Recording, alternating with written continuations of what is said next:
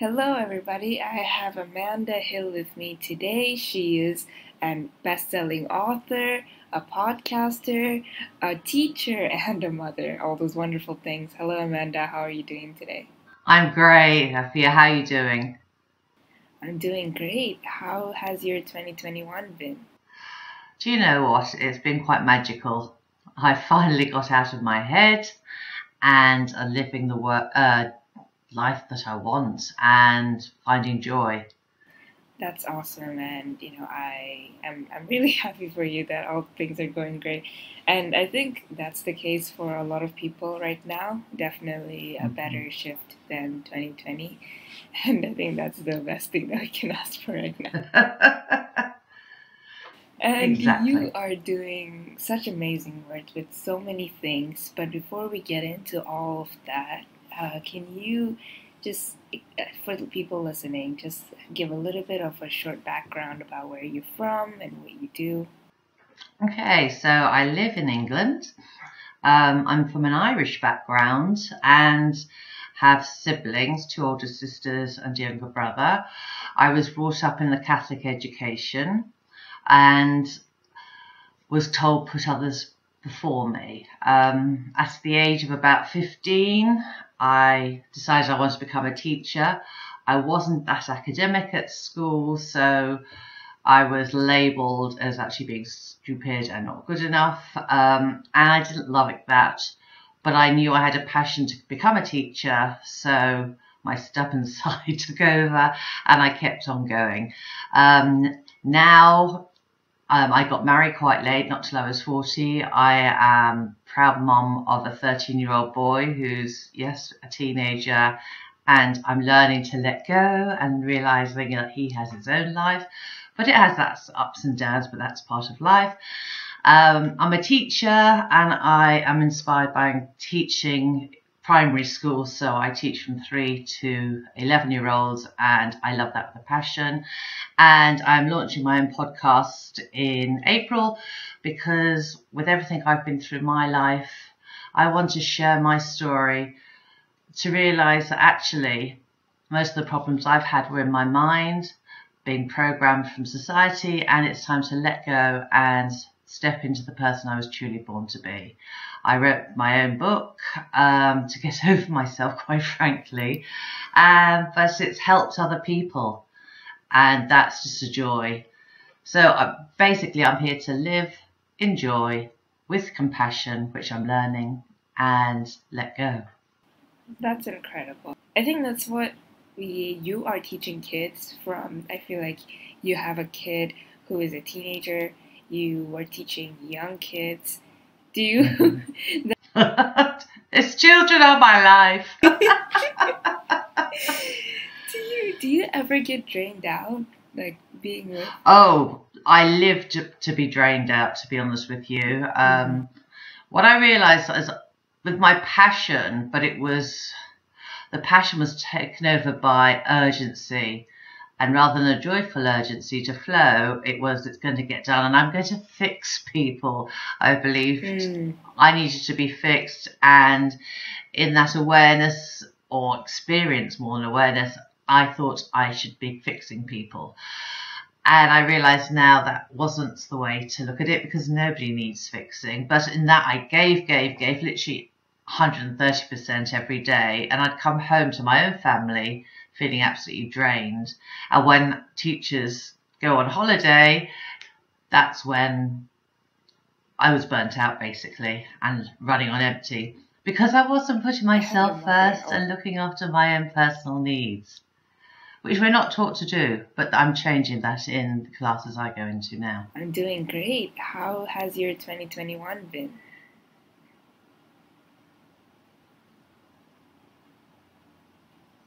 Hmm. Mhm. That's awesome, and I'm really happy for you that all things are going great. And I think that's the Mhm. case for a lot of people right now. Definitely a better shift than 2020, and I think that's the best thing that I can Totally. ask for right now. Well, absolutely. I mean, they say If you've ever been on a plane, if there's any oxygen problems All with of oxygen, that. put your oxygen mask on first. And we take that as a obvious common sense thing to do. Yet, if you don't put your only oxygen mask on, you're not going to be any use to anybody around you. But we're not taught that. We're thinking, oh, that's a crisis situation, of course. But life, a lot of us living in our minds, can make life every day a crisis.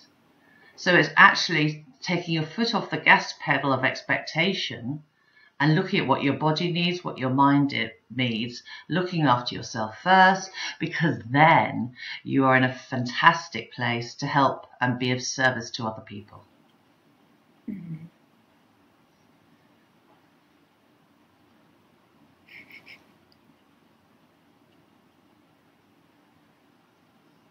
Mm-hmm.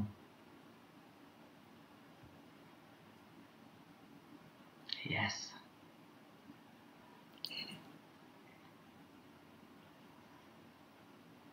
Mm-hmm. Well, it started early on in the fact that I just didn't think I belonged to the family. And I used to say to my mum, where did I come from? Because I just felt and saw myself so different from my siblings, like the odd duckling, the ugly duckling. And that I took on that thought about age 4, 5, and that just never left me. And it basically, as a child, you learn coping mechanisms to fit in at school, which are fine, but they don't serve you as an adult. And then in 1999, I just had enough. I was suicidal. I did warn my family I felt like this, and they just used to say, which was the norm in those days, pull yourself together. Oh, you're always being over dramatic and exaggerating. But I'd reached the end of my tether, and I just thought there wasn't any point. Nobody seemed to understand me. I felt very isolated. Fortunately, now that didn't work, but I was obviously hospitalized with depression. And then once my son was born, which was nearly 10 years later, I was hospitalized again with postnatal depression. And they've said depression did run in my family, my mother's side of the family, but it wasn't spoken about. We didn't speak about things like that in those days, frowned upon. So I lived in shame and guilt about that. And actually writing my book, it was actually Caroline Flack, who's a presenter in the UK. She committed suicide. And I remember I was in the middle of writing my book and I added that into it because it's the pressure that society unbeknowingly puts onto us that we take personally when we shouldn't take it personally, but we do. And it's just, as they say, the straw that broke the camel's back. And I'm so fortunate, like yourself today, is openly talking about this. In England, the royal family, William, Kate, and Harry, are advocates for it because of what happened to their mother. And actually, there's actually nothing to be ashamed of. Our mental health, especially we've been in COVID lockdown for a year now, and people have been stuck in their houses with just themselves. And if they're watching TV, they're being programmed through this box that it should be like this, be stress and worry. I actually haven't watched TV and the news for the last year because I saw what was happening and I thought I don't need to be part of that. I can choose to live differently. So I own my depression, but I don't make it me anymore. So yes, it was a label put on to me. Yes, I went through ups and downs and strifes, but I've come out the other end. There is more than light at the end of the tunnel. I am the light now, and I live my day with purpose and love. And that's made all the difference.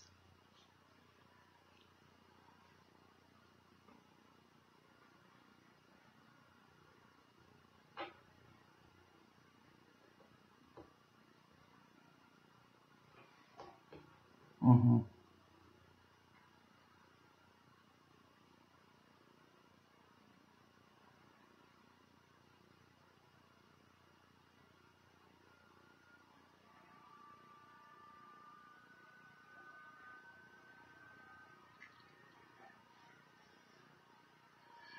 You have no idea what depression is. You're just using the words you don't understand. I mean, that's exactly like pull yourself together, get over it was another one. But life, it's humans are made for connection and communication and open love, yet we live in fear and worried about other people's opinions and their judgment of us. And it's that keeps us locked. And there is a stigma against mental health, no matter what people are saying. If one person said they had cancer, people would be very sympathetic, loving, what can I do for you?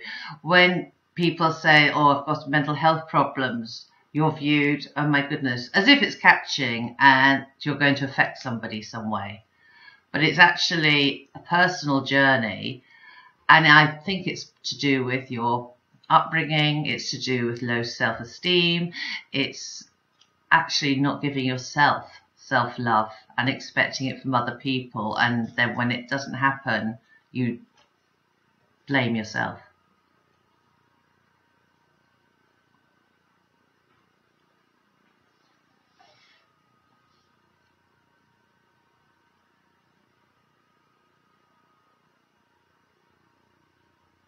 Mm-hmm.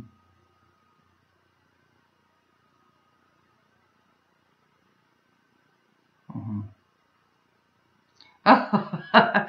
Oh, poles apart. Oh, I mean, I'm an Elsa now, so I work with children who have emotional issues. They might be angry. It might be things happening at home that they just can't cope with.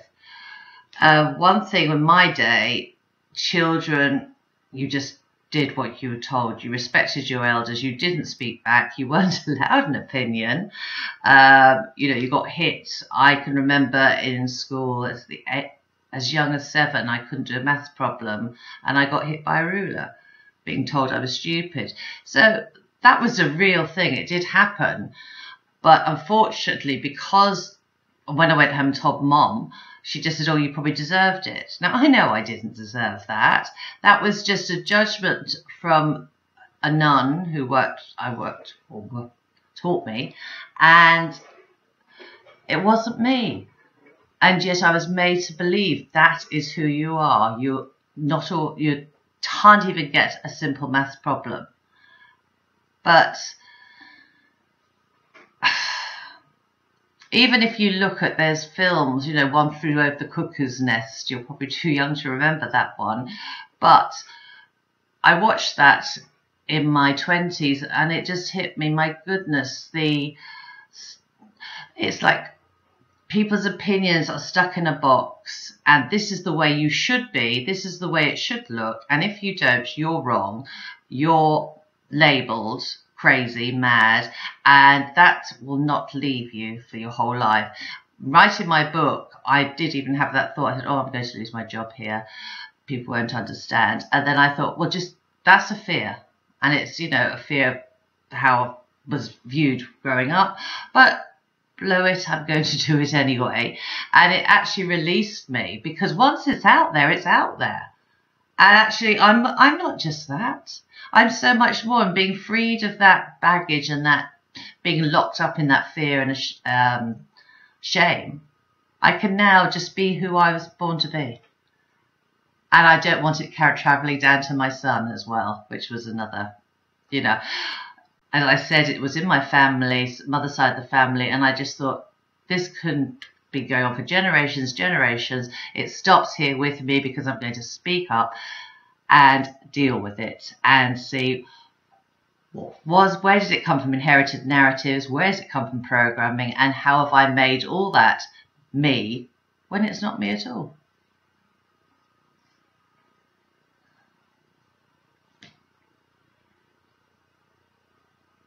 Mm-hmm.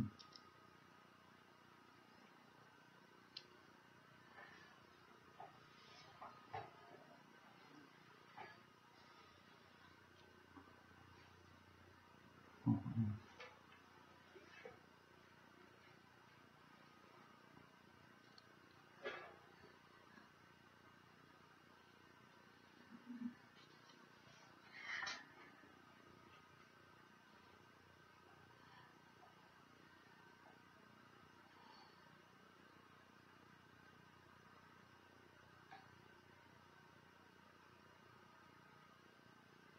Yes.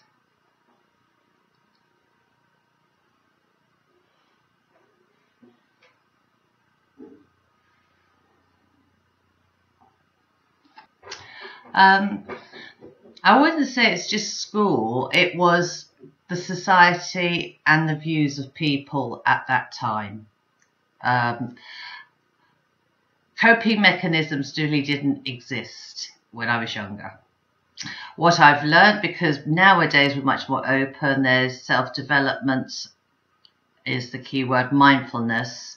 And what that means is that I'm just actually minding my mind, because I actually thought I was my mind, because I had the thoughts in my head, so that must make it real. I thought I was my feelings. I feel it, so it must be me.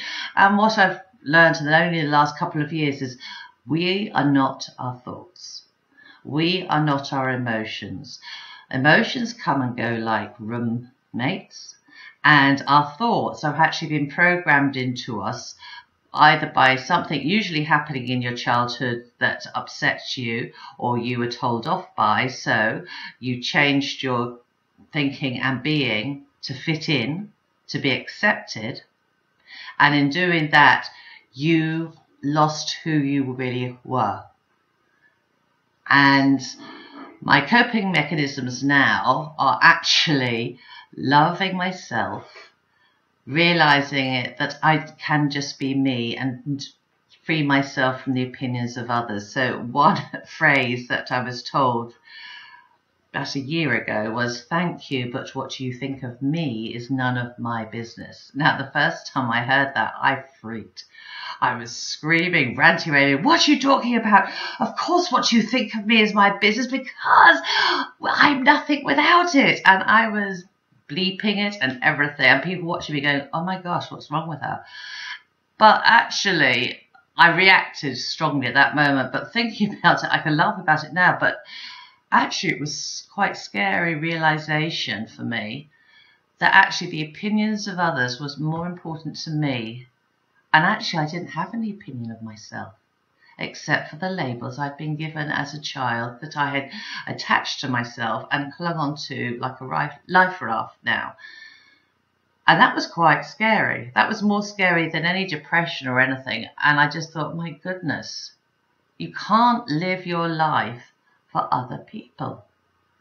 And I didn't even, a friend of mine said, "What's your lane?" I said, "What lane? I haven't got a lane. I'm so busy interfering," or as I saw it, helping other people to stay in their lanes and drive. I had totally, skipped myself as a person, as a human being. And it was actually coming back home to myself, because I was ready, I was tired, I was worn out, and I just thought there has to be something more than this. And it was within me all the time, but nobody had guided me or taught me that as a child. And I do that now in school, and I say, "Well, where do you think you belong?" And a little girl actually said to me last week, "Oh, I belong to my mummy and my daddy. They own me." I said, "Oh, did they buy you in a shop?" And she went, "No." And then we talked about it, but I said, "Do you belong with you?" It's as simple as that. Nowhere else. Wherever you are, that's where you belong. And she thought about it, and she's 5, so she's still over, and she went, "Oh, yeah." And I think, wow, she's got it. And with that understanding, she won't have any problems being anywhere. But we're not taught. We're told we belong to a family. Your name is this. You are that family, with all their problems, with all their inherited narratives. And let me tell you, you are who you choose to be.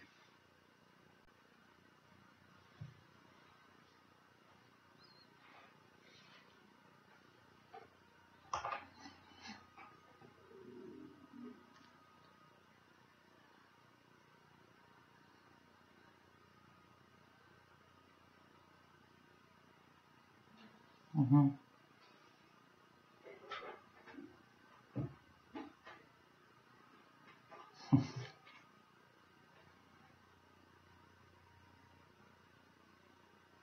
Mm-hmm.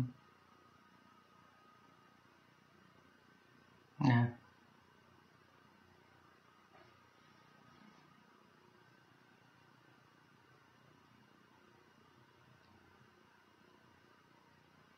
Mm-hmm.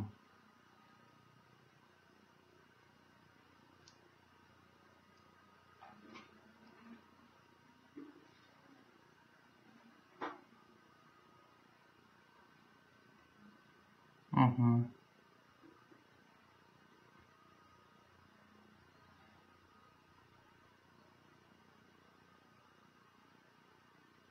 Yes.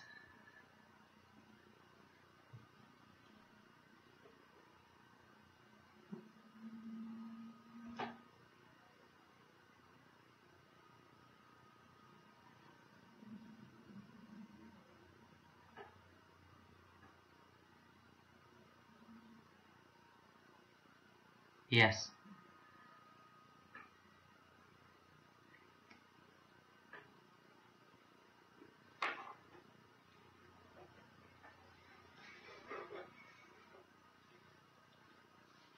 Yes.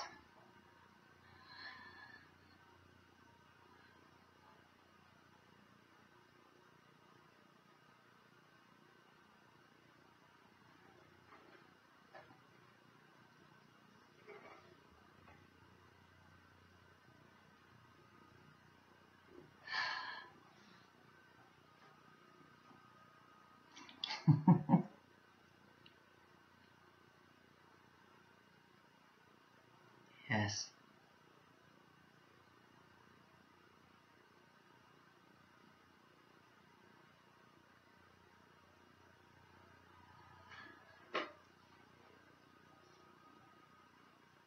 But you said something there.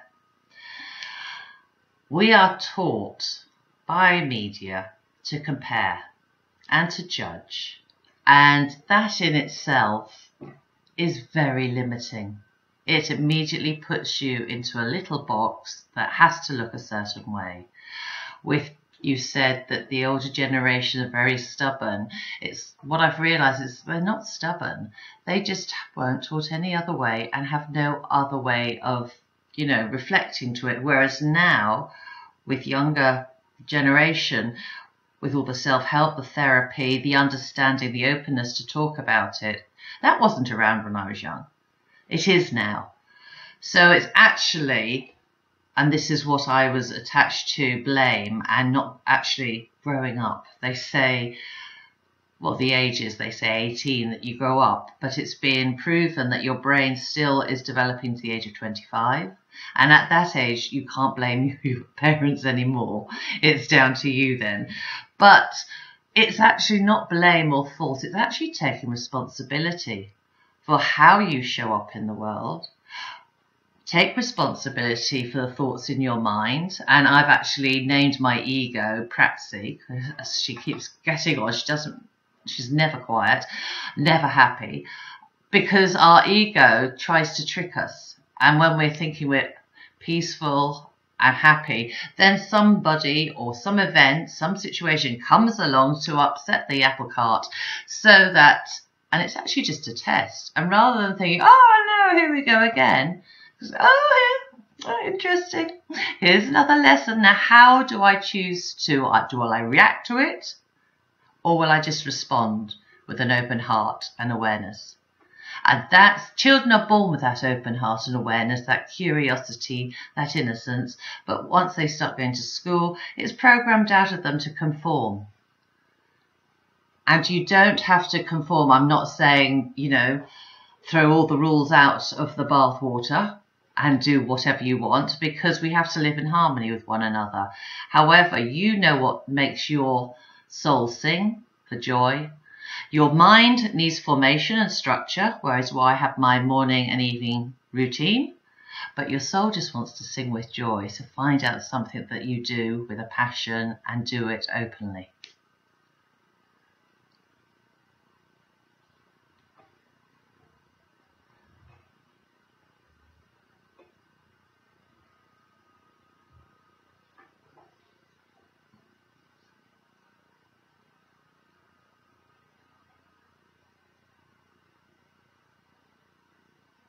Mm-hmm.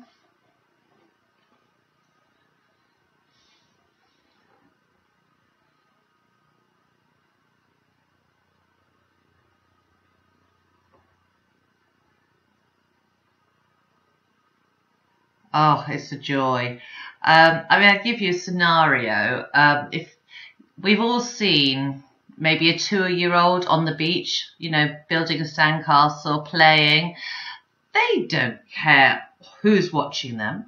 They're just using their senses to feel the sand, to smell the sea, and in delight of what they can create with their imagination. There's no right, there's no wrong.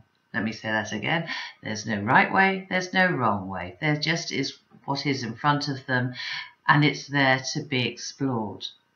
And yet, as soon as we go to school, or even in our families, because of how we've been brought up, there's a right way, there's a wrong way.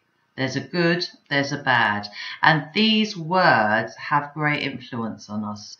In my Nelson session, what I say to children is just like, right, this isn't like being in the classroom. In here, you're here with me, and there is just here, there's you sitting in that seat, look at you, and there's me sitting in this seat. I said, there's no good, there's no bad, there's no right, there's wrong.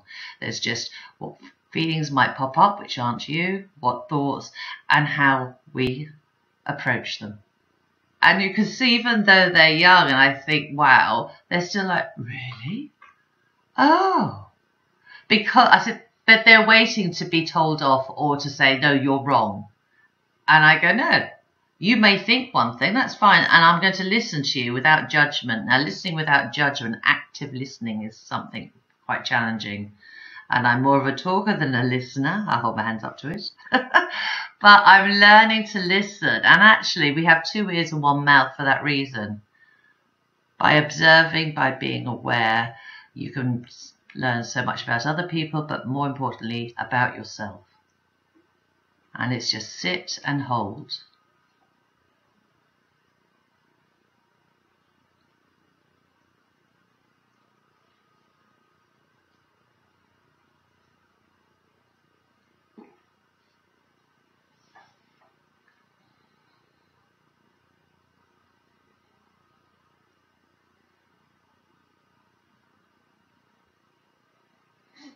Mm-hmm.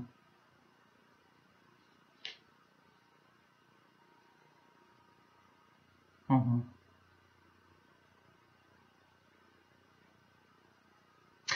I didn't realise I was in a victim mindset until about 3 years ago. And I'm 53, so do the maths, I was there a long time. But as I mentioned at the beginning, I thought you could fix things, and I was a fixer, and I didn't want anybody to feel inside their head the way I was, or thought as a child, and took that into adulthood. So I was there to please and turned into a people pleaser, to be liked and accepted, or to be of use. And I swam in my victimhood, and I got quite dramatic about it, and that made me feel good. And if there wasn't a drama around that I could fix, I'd create one. And that's what we do. And as you said, I was actually burnt out most of the time. It was all or nothing. Like I said, the good or bad, right or wrong. But like we say, on a lighter note, you might have a bad hair day, but I made that bad hair day go on a month. And it's actually when somebody said that to me, I went, I don't. And I went, oh my goodness. Actually, I'm calling myself out here. I do. And who you surround yourself with. I have now put myself in a tribe of ladies who will call me out. We're accountable for each other, and we are honestly vulnerable, authentic, and we do it with love, and we applaud each other even when we do something that society might view as not being the perfect way. We applaud each other for calling it out and dealing with it and bringing it to the forefront. And if we did live that life that way and applauded rather than that, oh, they're doing well, how very dare they, or whatever other might be going on in your head, the world would be a different place. So are you tired of being a victim? Are you a victim? You need to ask yourself that. And that's, if you're thinking, well, how do I know? It's the one where you're going, oh, why me? Rather than going, oh, this has happened to me today. Oh, what for? What can I learn from this? And that is a whole new attitude and approach to life. And that's how I live my life now. And I'm so much happier for it.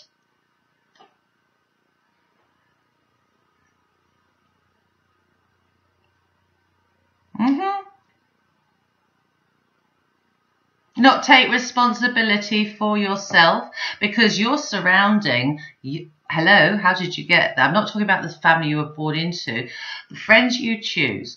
You know, you can walk into work, and if there's gossiping, which is not a healthy place to be amongst, you can either stay there or you can choose to turn around and walk back out again. But the victim of us wants to be, include me, oh, I'll have a gossip alongside you to make myself feel part of the group. No, actually it takes better strength than going, do you know what, that's pulling me down to a low vibration, that's a low energy, there is desperation in that, and do I want to be part of that or not? And just love yourself enough to walk away.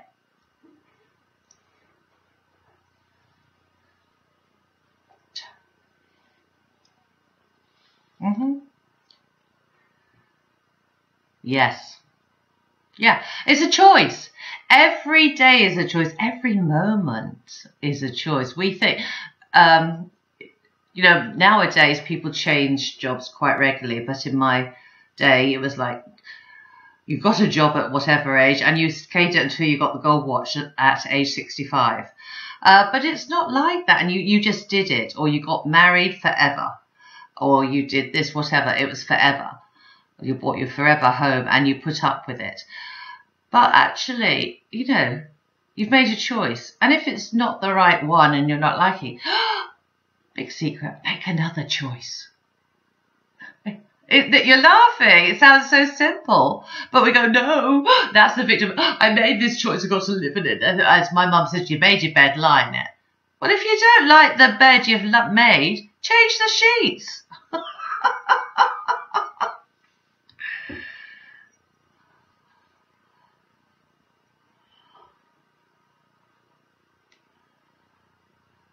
Yeah.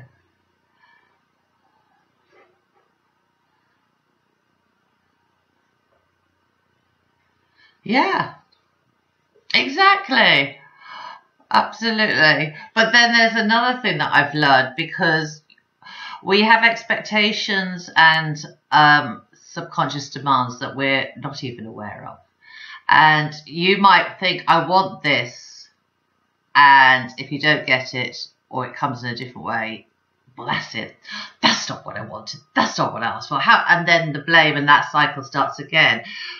Actually, I look at it now as, okay, I didn't get what I wanted, but look what has happened. And I look at it as a gift in a different shaped parcel. And that has got a bit of humour to it, which is very important, but it's also, okay, because you actually, what you ask for, you actually do get from the universe. That's what I thought. So I'm just saying, I say in the morning, right, universe, I'm open to this. Yes, I've started my podcast. I've done this. Breathe. Show me what I need to learn. I'm ready. And things do pop up. And I think I'm swimming along and I think, oh, I've really got this. I'm calm. I'm relaxed. And then something happens and I go, ah! And I go, oh, no. There was me being, oh, I got it. No, I'm sailing comfortably, so we'll just test that, throw a little spanner into the works and see how you react. But I'm catching myself reacting, going, oh, look, I nearly went back into that spiral again. No, stop it. I choose not to.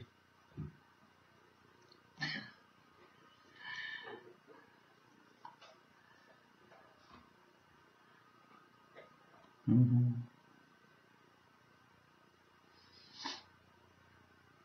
Yes, it's having the courage, because I talked about vulnerability, and in my day again, even my son says, "Oh, Mom, vulnerable, that's being weak, isn't it?" I went, "Oh, interesting you said that."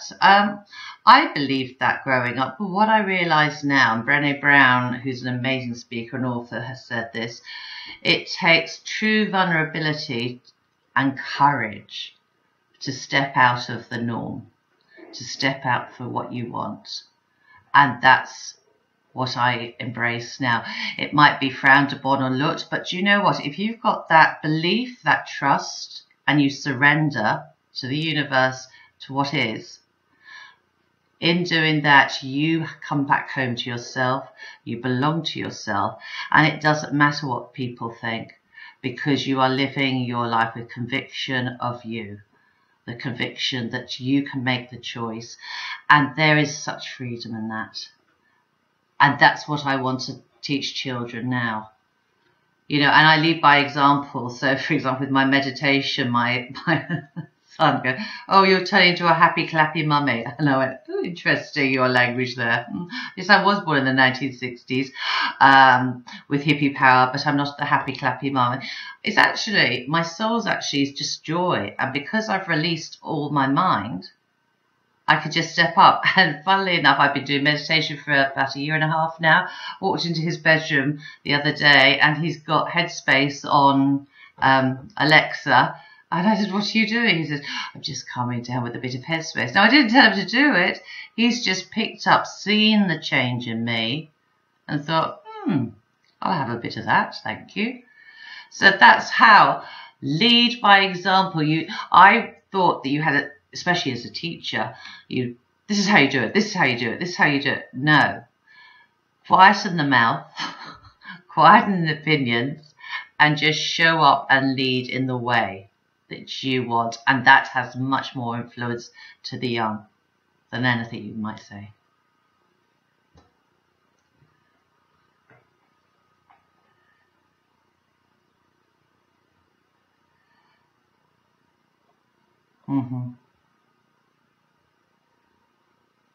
Oh, suck you dry.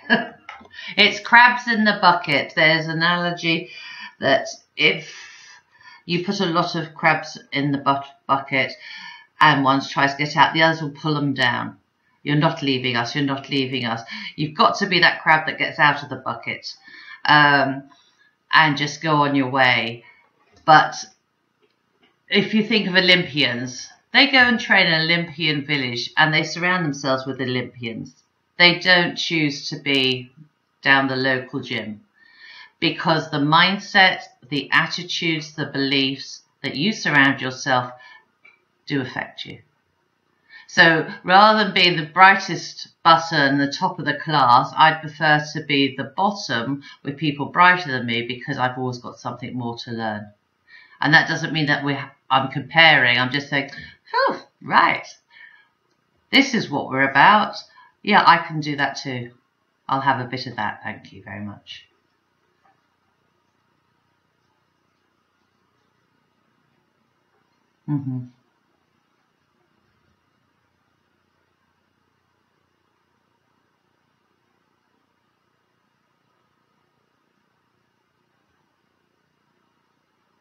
Yes.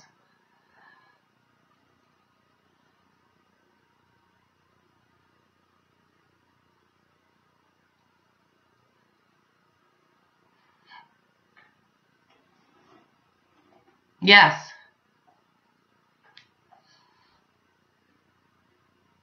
Well, academics, totally. Well, I didn't read till I was 9, and I say that to kids now, and they go, "And you're a teacher?" I said, "Yes." What? And because they're thinking, "Oh, you're meant to especially in England, you're meant to be reading by 4." No. The Norwegians, and their way, they have the children out in the woods learning by exploration, and that is one of the happiest countries. They're the most grounded people. And it's because we're putting on expectations.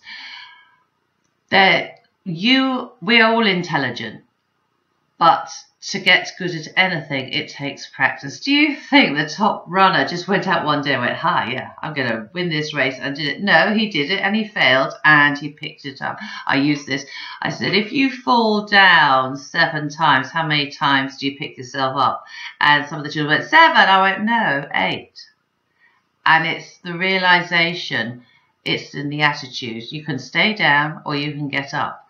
But what have you learnt in that struggle, challenge, however you want to put it? I say challenge because that's more of a positive mind frame rather than a struggle. Struggle is that victim mentality.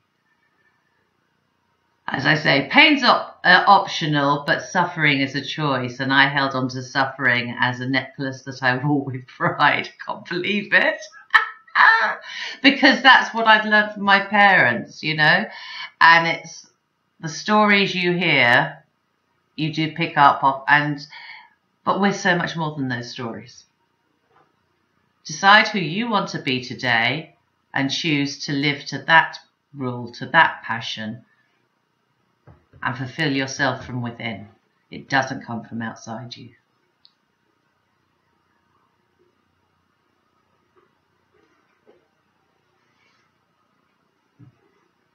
Totally, yes. Yeah, because we're told results. It's all about results. And it's not about the results, people. It's about the journey to get the results. There's a film I watched called The Peaceful Warrior, and there's a scene towards the end.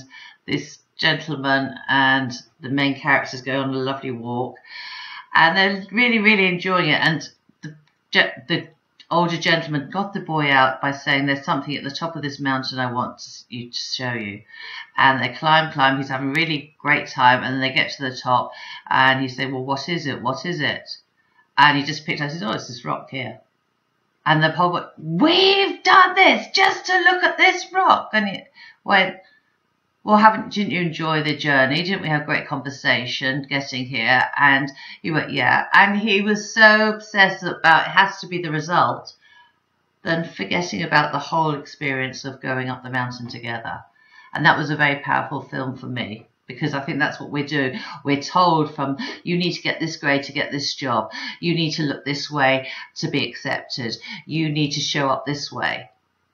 No. Just each day, push the reset button. How are you going to be today? How you wake up because there are mornings, especially in the winter here when it's so dark outside, and I think, oh, the alarm goes off, I go, oh, get up for meditation, oh, and the mind goes, no, you deserve it, stay in bed for another 10 minutes. But actually, listening to that, well, no, you just go, yeah, I hear you, Praxi. No, I'm getting out of bed. And actually getting out of bed and being in the moment and doing what I said I was going to do, that's trusting myself. That is the discipline and the structure that my mind needs, because that is neurologically changing my pathways in my brain. And we all have that choice.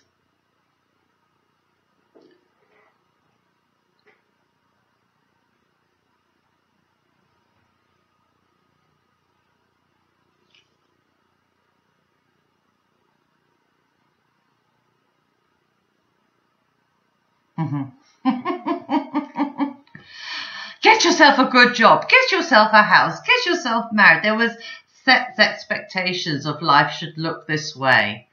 And my question is, who said that? You know, even if you ask your parents who said that, they'll probably say their parents. And you've asked if you could, well, it's just always been like, it wasn't always that way. That's what I'm talking about. Conforming. You know, if you had children now and you didn't allow a TV in the house and you didn't allow them to read the newspapers, and maybe you homeschooled them, but you took them traveling around the world as you were homeschooling them, so they met people, they saw it, they experienced it, I think they would be very different children than those that have been watching the news, have been, oh, did you hear about blah, blah, blah last night? Did you watch that last night? Oh, look at her. That's all judgment. Rather than just say, oh, look. Oh, do you know what I saw today? It was absolutely amazing. It's all part of creation. Because you are part of creation. I am part of creation. And creation is beautiful. And I'm not saying that from the, you know, ooh, it's just the fact that, yes, we are alive, and to be alive is a gift that I didn't realise when I was younger. And I'm just so glad that, you know, my depression didn't take my life how I wanted it to, and that I've actually, it's taken me a while, you know, hold my hands up to that one, but I am slow but sure in my approach. And now that I've found who I really am, I am just living with that joyful urgency that everything's possible, and let's just see what miracle is out there for me today.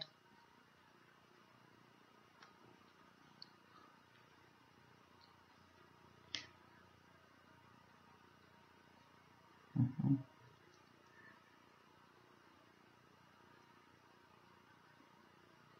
Yes, should be.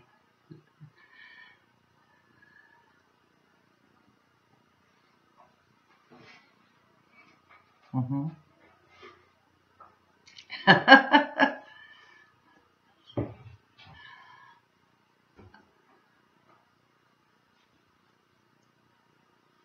Yeah.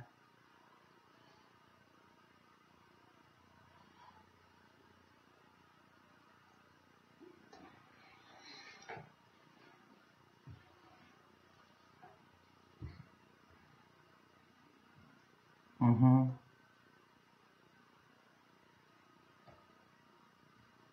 Well, we don't know any other way. That's what I'm talking about programming.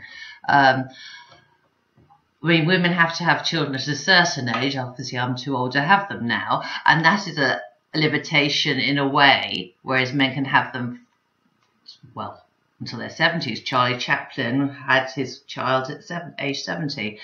However, you have to have a job or choose that lifestyle. That came from our parents with the war and what they went through, and the security, the safety, to have a roof over our heads. And I understand that from their point of view. But now we are free to do so much more. We understand with the internet, Google, that, touch of a button, we can see the other side of the world. That wasn't possible in my parents' day. To get to America, you travel 5 days by ship. Planes weren't, they're like buses now compared to how they were when my mom and dad were younger. And it's actually adapting to realize that anything is possible, and we are not frustrated and conformed to a box. They try and still do that, but we can go, no, it stops here. That, rather like the story with depression in my family, I said, no, I'm not having this carry on to my son and then his son's family. It stops with me. I take responsibility for me. I am not responsible for you or anybody else. I am only responsible for what I say, how I show up, my energy, because my energy introduces itself even before I speak. So when you're getting out of bed tomorrow morning and you're pulling, that's an energy, and that's setting you up for your day. Where you go, oh, right, good morning, it's another day, I'm alive, come on, let's do it. That's a totally different energy.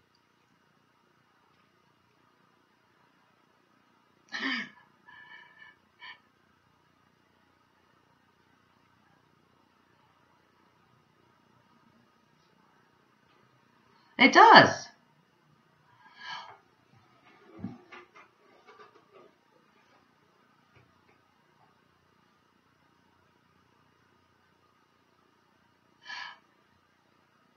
Yes, and then we're addicted, let me say this, we are addicted to not the actual, it's the chemical, that feeling, that shitty, crappy feeling, that we're actually addicted because we like feeling that way. And that sounds awful, but it's so true.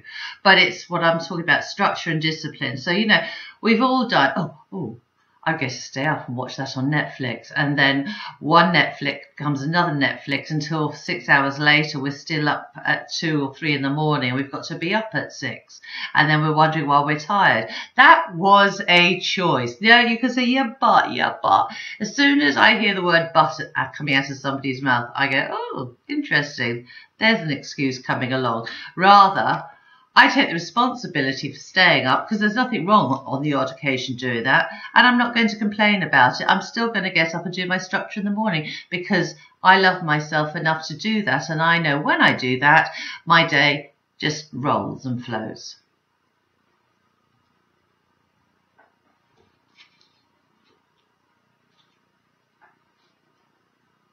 Mm-hmm. Mm-hmm.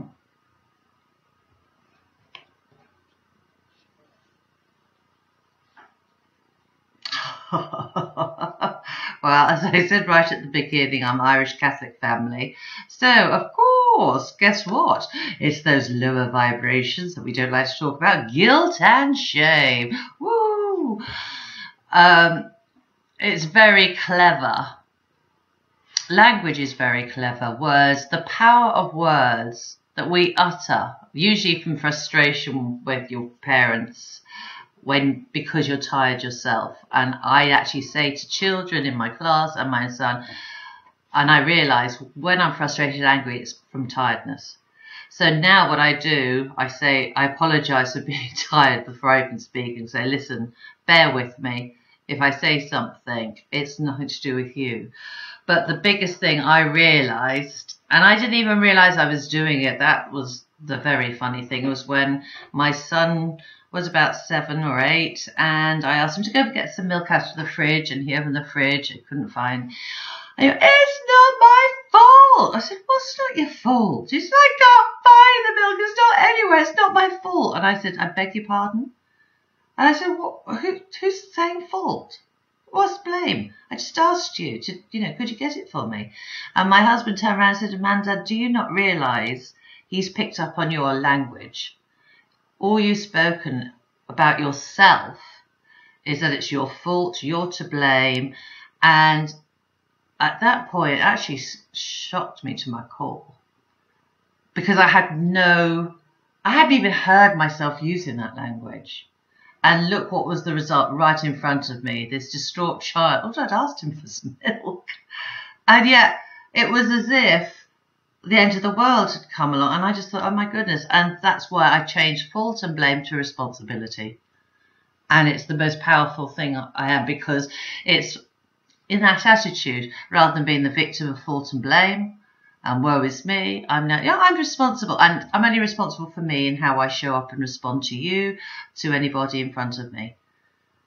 And with responsibility comes great, success, because I'm not attached to anything anymore. There doesn't have to be a right way. There is just me in this moment, and in this moment there's nothing else to fear.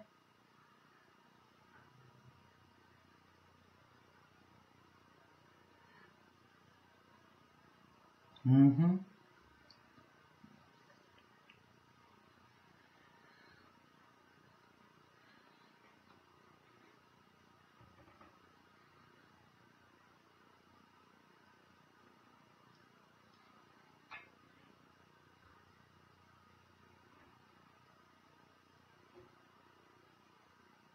Yes, it's the should, the woulds, the coulds. All those are expectations and demands. The must have, should have, would have, and that's regret.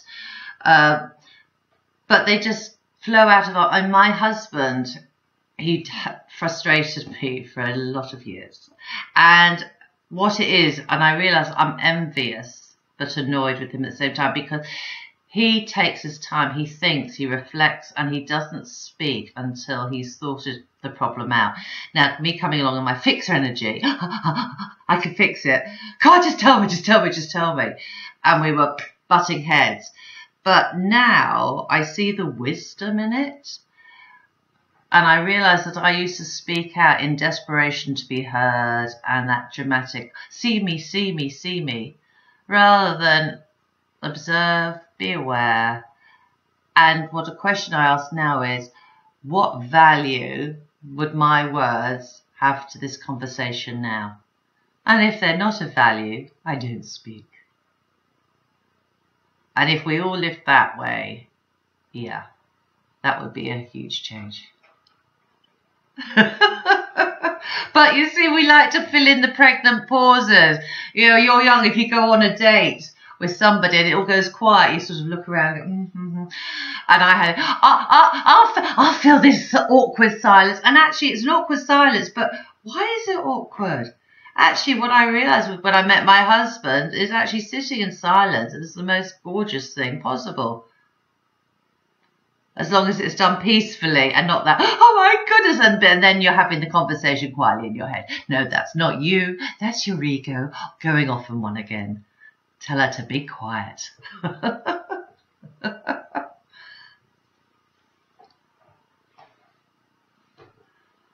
Yeah. There's nothing to fill up. Yeah. Oh my goodness, I don't want him to think I don't, whatever your story is, I don't know anything, or I've got nothing to say for myself. I know, I'll just blurt it out here.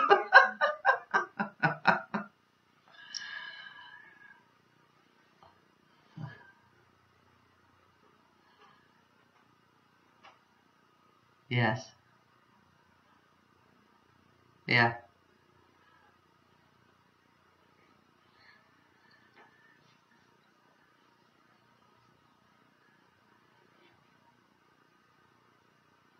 Yeah.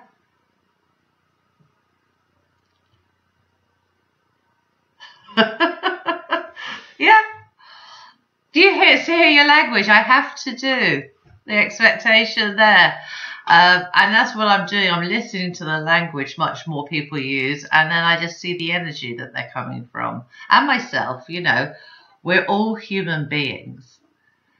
And yet we have a dreadful tendency to judge and worry. And actually turning off the worry, which is worrying about the future, turning off the regret of the past, and actually the most powerful thing is this moment now. That's gone. No, this moment now. And actually, in each moment, there is actually nothing to fear. Your mind wants to create that fear for you, but you can just say, yes, I hear you, I see you, we're not going there. Emotions that I repress, the shame, that affects your body. And emotions, when you're crying and you think, oh, what am I crying for? There's nothing sad. Or you get angry. That is an emotion wanting release. And yet we're told, don't you get angry. Girls don't get angry, I was told. Or, oh, it's always about you. Don't you make it all about you and be crying in the corner. Yes, there's nothing wrong. And I'm teaching kids because I wrote a series of books called The Mood Munchers, because I want children to realise emotions are normal, but you're not your emotions. They come for a visit. And if you let them do their job, they'll leave. If you don't let them do their job and they get repressed, watch that space, because that's when things can become too much and they've got to come out somehow, some way, one day, and it might not be how you wanted it.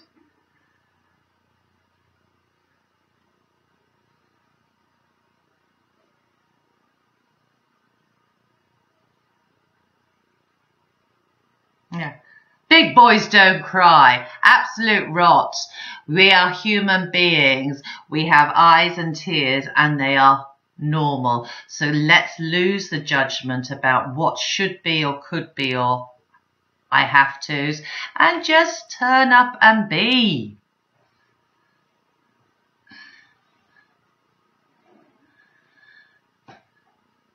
No, but we're told, and this is coming from the Victorian era, stiff up, especially in England. So, you go around the world and you've got, Italians who are meant to be, oh, look, crazy, crazy.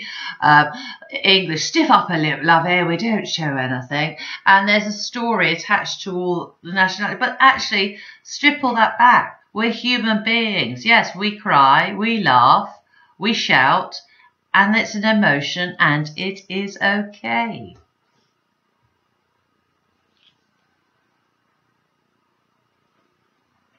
And we forget that, you see. We're so busy with our labels. Who are you? I'm this, that, and the other. No, actually, and I say this all the time because I'm a human being first.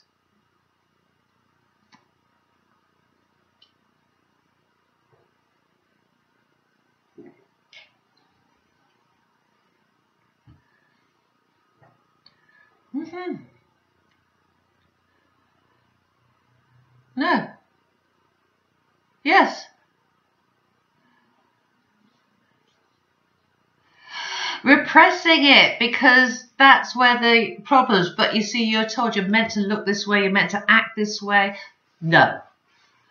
This is me at the moment, and we in the tribe of ladies I'm in it, because obviously with COVID we're doing it on the Zoom and we're much more connected, funnily enough, of that, because you can see each other's faces. We're in a room, you'd have your back to some because you can't see everybody. And yet there are people, and you can see it, but it is a safe space. And that's why emotions can come, and we have no judgment. Actually, we applaud it because we hold them. You've got you, but we're holding you, and it's a safe space. And actually, the best question you can ask yourself is, do I feel safe here?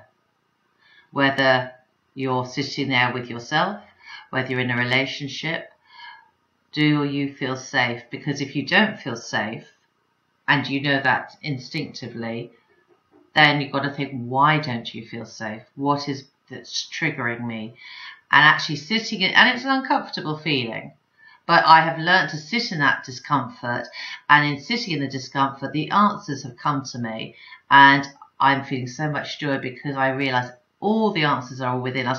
We do not need anything from outside us. We are enough within, and we're not taught that.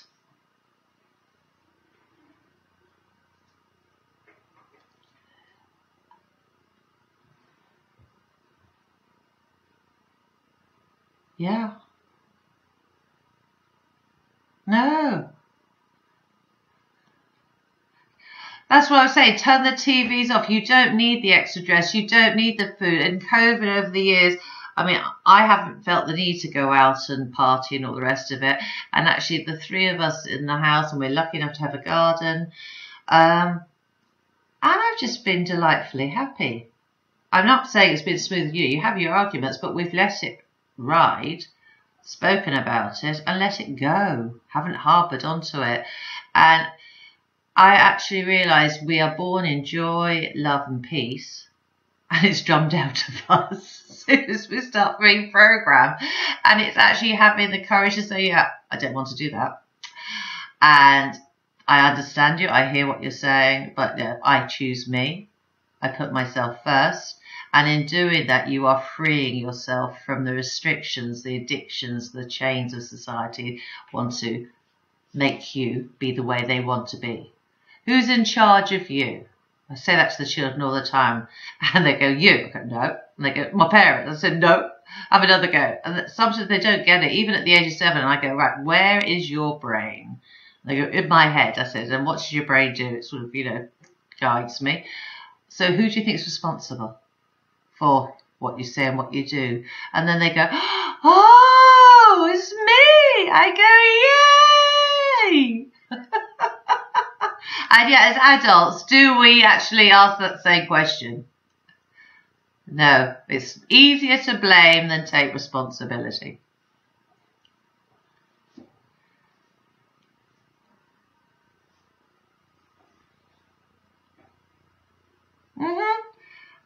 Yeah, not be culpable. No, that was actually my reaction.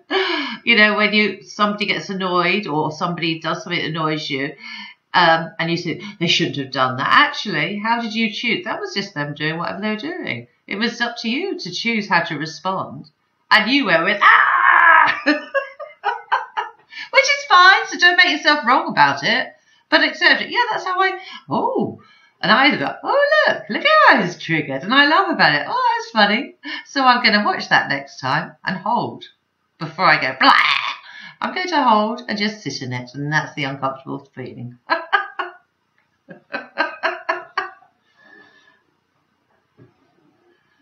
Yeah. No.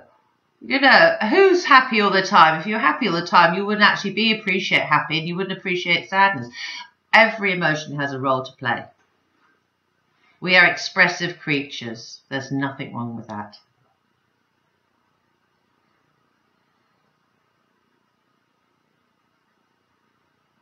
Mm-hmm.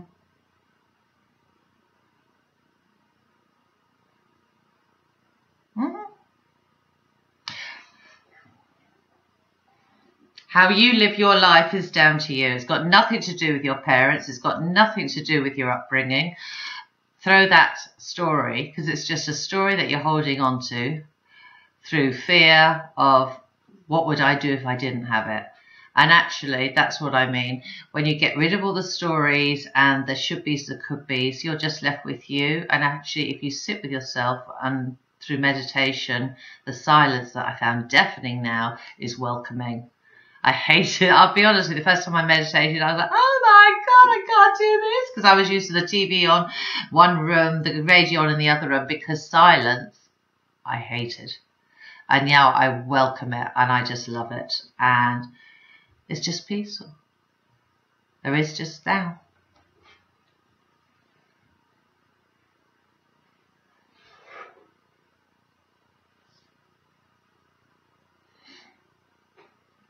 We're not used to. We're in the car, we got the radio on. You're in the kitchen, you got the radio on. Yeah.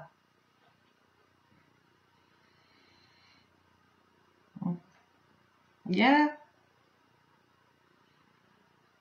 Yeah. Noise and doing, noise and doing. Turn off the noise, stop the doing. Sit in silence and be with yourself and find the joy that is inside you. You've just forgotten. It's just been hidden in layers of expectations, demands and stories from families' narratives, and you can choose to be that, or you can choose to peel them off layer by layer and discover who you were truly born to be.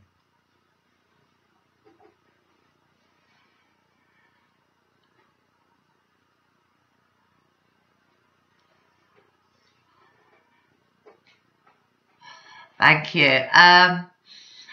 Well, as I said before, I wrote them. I think there's a story inside every single human being. And I wanted to write a book. It was actually going to be called Avoidance Under the Duvet. Do you think I was coming from my depression mode? Yes, I was. There is a chapter called that in there because I had to own up to that part of my journey, and I wouldn't be myself today if I hadn't gone through it. But I choose me. I wrote it to, one, get over my victimhood, two, more importantly, to help any person who's ever felt that way. And at the end of each chapter, there's a little activity that I've done myself. So, for example, there's mirror work where looking into your eyes and connecting to the child within you, because I realise we've all got an inner wounded child. We are children, wounded children masquerading as adults. That's it. And we've got to heal the child within us. I have done an activity. I have given my reflection on it. And that is sitting in that knowledge and growth that has helped me.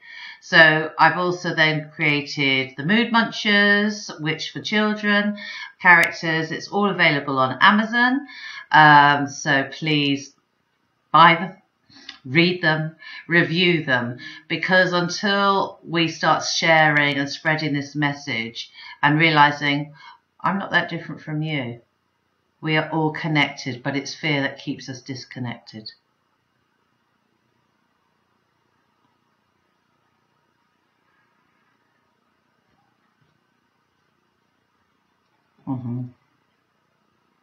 Yeah. Thank you. No, you're wonderful. Thank you for inviting me. And kudos to you for setting up your podcast, talking about the stigmas, because that takes courage and faith in yourself. And if everybody was like you and just shared, it's so easy to do. So keep going, keep shining brightly like a diamond, and let's make the difference and change this world. Just takes one day at a time.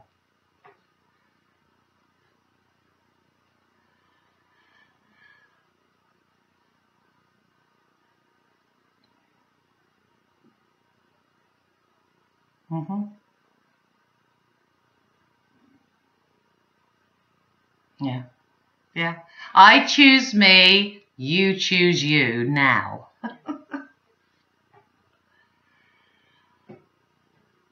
Yeah. Thank you. And